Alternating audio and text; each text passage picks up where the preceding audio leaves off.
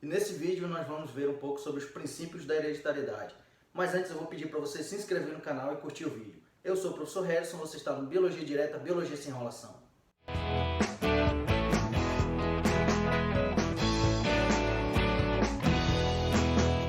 Fala aí galera, beleza?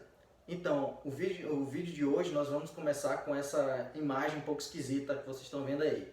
Na verdade ela representa um pouco de como era vista a reprodução há alguns séculos atrás. Tá? Isso que vocês estão vendo aí é a representação de um homem dentro do espermatozoide. Tá? Esse homem ele era chamado na época de homúnculo. Tá? Mas vamos ver como é que funcionava na prática isso aqui. Então, é claro que desde a época da antiguidade,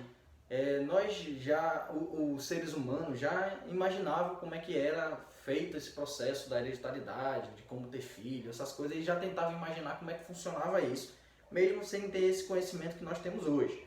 Tá? Mas o que vale pra gente agora é pegar esses séculos que eu coloquei aí para vocês, essas datas daí para frente, tá bom? Elas estão um pouco mais relacionadas com o que a gente tem hoje, tá certo? Então vamos começar aí com a teoria do pré-formismo. Essa teoria, que era uma teoria lá do século XVI ainda, ela, como o próprio nome sugere, ela indicava que dentro do homem ou dentro da mulher, de acordo com a visão aí, que eu vou já mostrar para vocês, existia um homem pré-formado.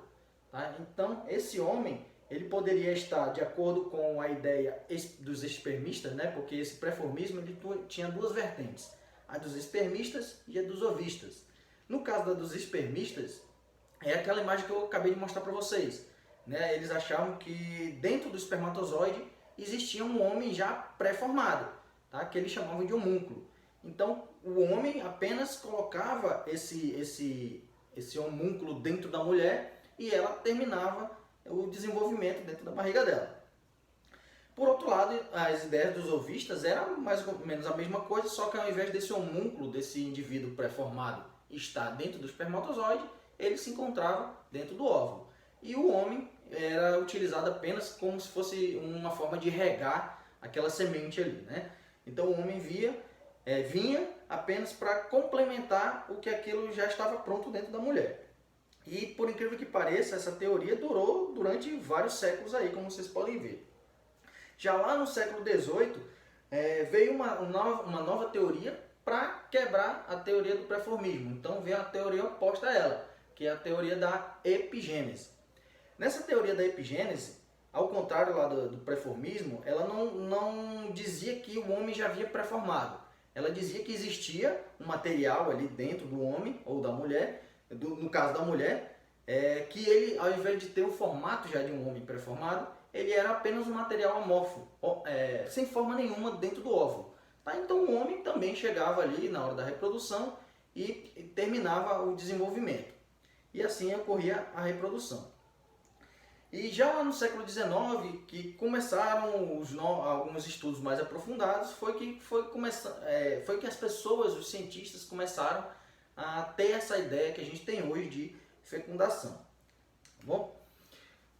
Essa ideia de hereditariedade, ela começa lá com a descrição da molécula de DNA, que aconteceu lá por volta de 1953 com esses dois cientistas aí, o James Watson e o Francis Crick, que eles, baseados em uma fotografia tirada por uma pesquisadora química, 2 anos antes, eles conseguiram descrever essa molécula de DNA.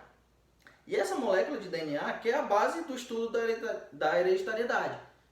Ou seja, a genética ela vai estudar os genes, ou genes também, que vocês podem ver assim, que nada mais são do que fragmentos de DNA.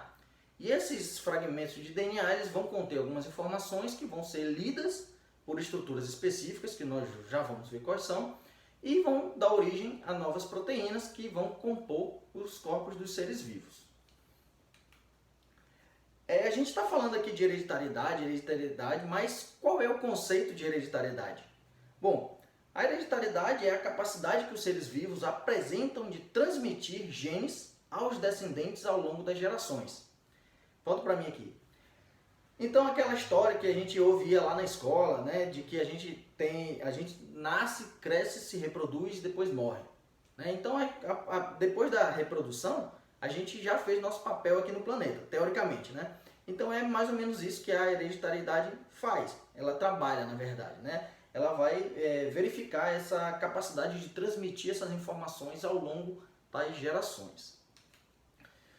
Bom, essa imagem que vocês estão vendo aí, ela é conhecida na biologia, né, como o dogma central da biologia molecular. E ela representa, na verdade, o caminho percorrido pelas informações até a formação de proteínas, né? E isso tudo baseado na hereditariedade.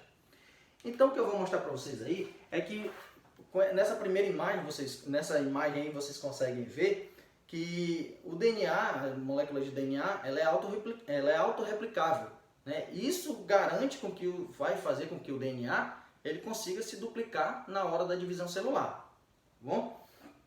E como é que acontece isso? Bom, vamos lá. Aí, conforme vocês veem na imagem, na replicação, cada hélice do DNA do genitor é copiado pelo pareamento de bases entre nucleotídeos complementares, formando duas moléculas de DNA idênticas à do genitor. Nesse caso aí, com essa replicação toda, pode acontecer alguns erros, tá, gente? Isso é completamente comum, completamente normal. Esses erros a gente chama inclusive de mutações.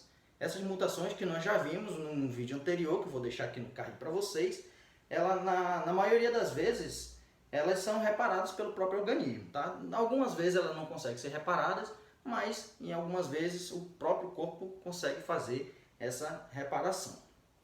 No passo seguinte, que é a transcrição, você vai ter a informação genética contida na molécula de DNA que vai ser copiada por pareamento de bases nitrogenadas, formando uma cadeia de RNA mensageiro. E é nesse RNA mensageiro aí, essa nova molécula, como vocês podem ver aí, ela deixou de ser uma dupla hélice, né, e passou a ser uma fita simples, né, e ela vai ser constituída basicamente por uma sequência de nucleotídeos complementar a sequência de nucleotídeos do gene transcrito, tá bom? Então esse RNA mensageiro ele vai carregar parte dessa informação, que por fim, lá na tradução, vai acontecer a síntese da proteína, que é dirigida pelo RNA mensageiro, como eu acabei de dizer para vocês, né? E que orienta a polimerização de aminoácidos de acordo com a sua sequência de nucleotídeos. Só lembrando que essa síntese de proteína aí, ela vai acontecer lá no interior dos ribossomos, tá? Lá no citoplasma da célula. Bom, e graças a esse dogma central todo que a gente acabou de ver aí, a gente vai ter uma coisa chamada variabilidade genética. Essa variabilidade genética ela é extremamente importante para os seres vivos. Eu vou dar um exemplo aqui para ver se fixa melhor isso na cabeça. Imagina um grande agricultor que queira plantar, sei lá, soja, né? E esse agricultor, ele acaba fazendo a plantação dele de vários hectares, aí, muitos hectares, com uma mesma planta, né? Então essa mesma planta ele fez vários clones no laboratório e resolveu, para baratear os custos dele, resolveu plantar todas essas unidades. E como eu falei, como elas são clones, elas são todas idênticas.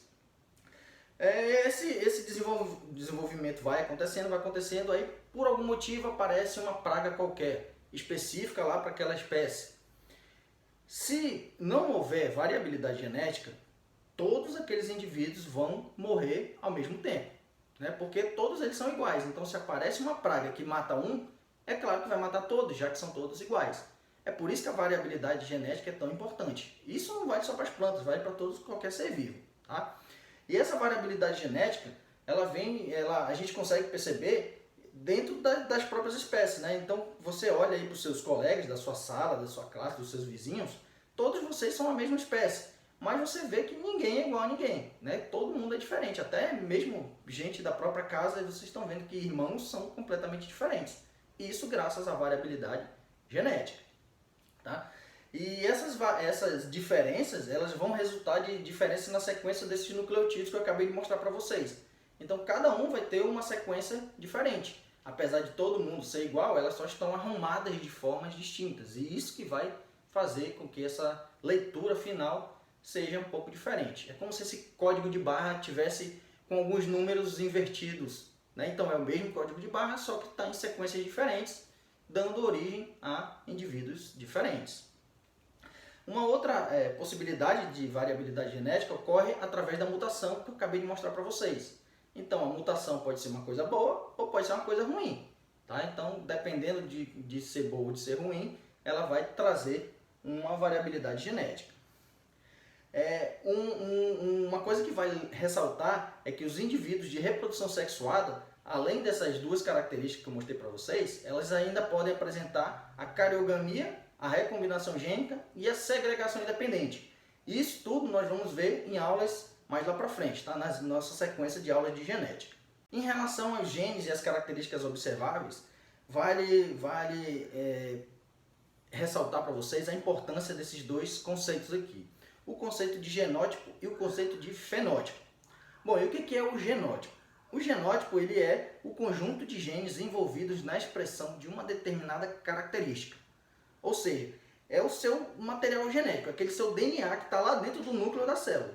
Então ele é responsável por trazer todas as suas informações. Então a receita para fabricar o seu corpo, todas as partes do seu corpo estão lá dentro do seu genótipo. Essa receita vai ser lida por alguém e vai ser transformada num bolo, né? Então, que é você no caso. O fenótipo, por sua vez, é a manifestação visível ou detectável de uma determinada característica. Então, vamos lá. O genótipo, ele vai te trazer a informação e o fenótipo vai ser a manifestação visível dessa característica. Tá? Então, por exemplo, se você é uma pessoa que tem uma estatura bem alta, o seu genótipo está dizendo que você é alto. Mas a característica que a gente consegue enxergar é que você é uma pessoa mais alta que as demais. Se você tem cabelo loiro, também é a mesma situação. Ah, eu tenho olhos castanhos. Então, cada característica que vocês conseguem detectar, que vocês veem, é chamada de fenótipo. E ela é, na verdade, uma manifestação lá do genótipo. Tá? Então, isso quer dizer o quê?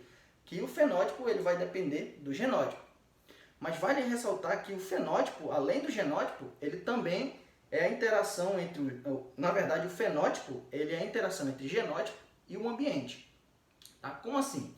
Coloquei um exemplo aqui para vocês. Vocês estão vendo aí esse cabelo. Esse cabelo, com certeza, a pessoa não nasceu com ele colorido desse jeito. Né? Com certeza, o genótipo dessa pessoa diz que o cabelo dessa pessoa é de determinada cor. E o fenótipo dele é representado por essa cor.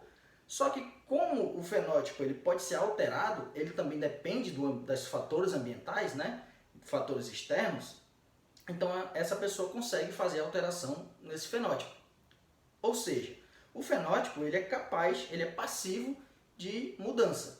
Né? O genótipo ele não é passivo de mudança entre aspas. Tá? Existem certos casos muito específicos, como radiação, por exemplo, que pode alterar o genótipo, mas aí pra gente não interessa agora. Tá bom? Então, outro exemplo que a gente pode dar é uma pessoa muito branca quando se expõe ao sol por muito tempo. Né? Então, essa pessoa vai ficar com a pele mais avermelhada, às vezes vai ficar bem bronzeada, vai ficar queimada, porque essa pele está sofrendo uma mudança do fenótipo. Mas lá dentro, no genótipo dela, continua dizendo que ela tem a pele branca. Ela só está alterando por aquele momento, né? Por enquanto. Depois ela volta ao normal de novo. Tá bom? Então era isso, galera. Se você gostou, curte o vídeo, curte o canal, bate no sino e até a próxima.